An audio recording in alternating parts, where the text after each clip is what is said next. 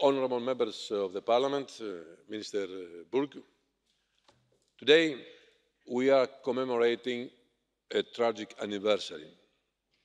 Almost 1 year from the day terror struck Brussels, we are here, united, to pay our respect to the memory of the victims of terrorist attacks.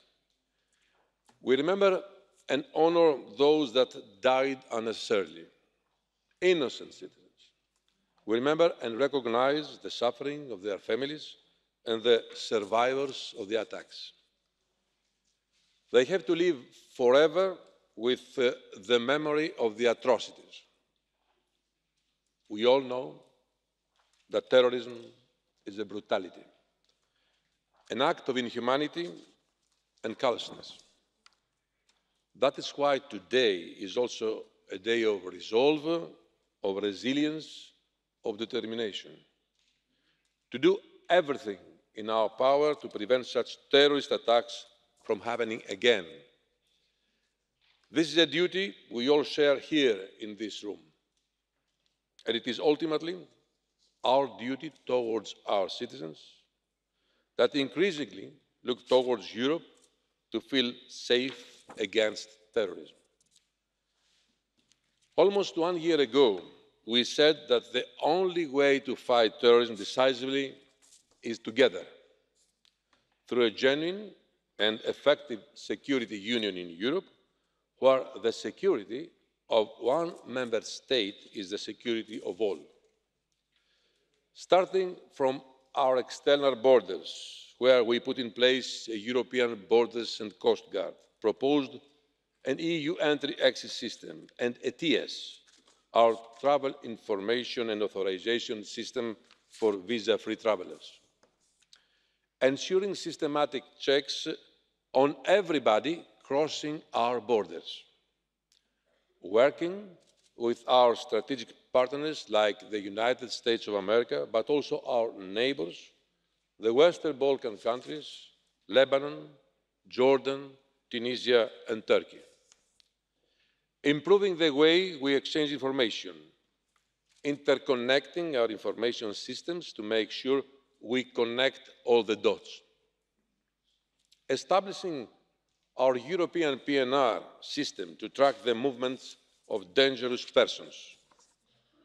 Criminalising all aspects of terrorism with our new counter-terrorism directive. Strengthening our agencies, starting from Europol, where we set up our counter-terrorism centre to help member states in their operations. Cutting the access of terrorists to explosives and firearms. You actually voted on our new firearms directive this morning.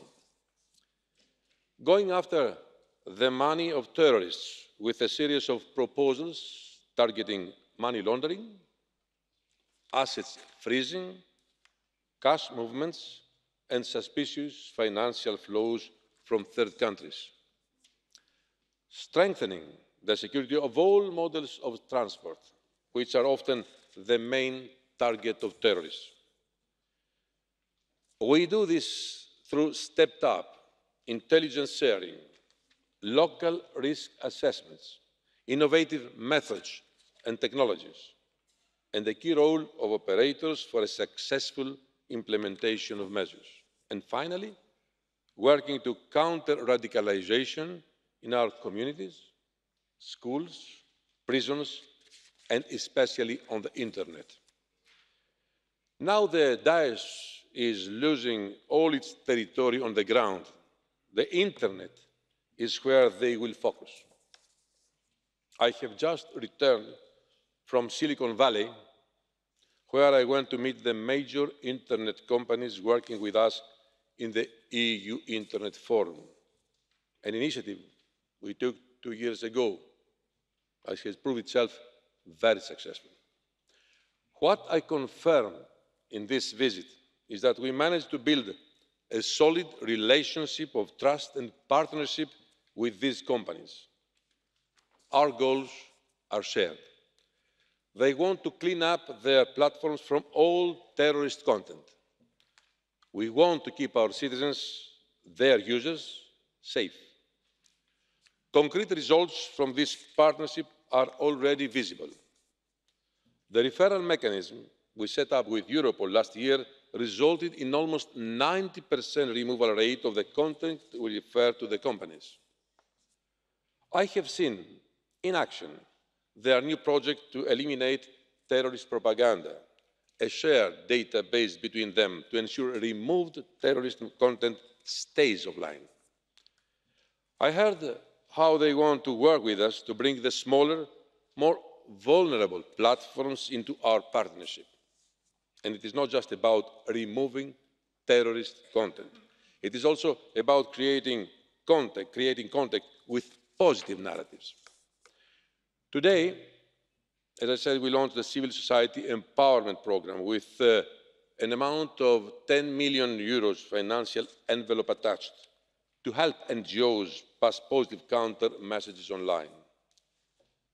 Things are moving forward, but we still have a lot of work ahead. We have put important proposals on the table that you need to adopt swiftly to make a difference for the security of our citizens. Entry-exit, ETIAS, the Schengen Information System work should be completed this year. What we agree should be fully and correctly implemented. PNR, the Counter-Terrorism Directive, our new rules on firearms have entered the crucial stage of implementation, and as you understand, we cannot afford to fail.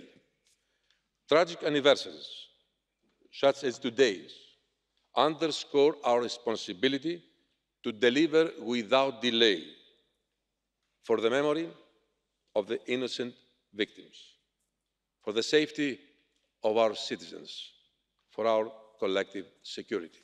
Thank you very much for your attention.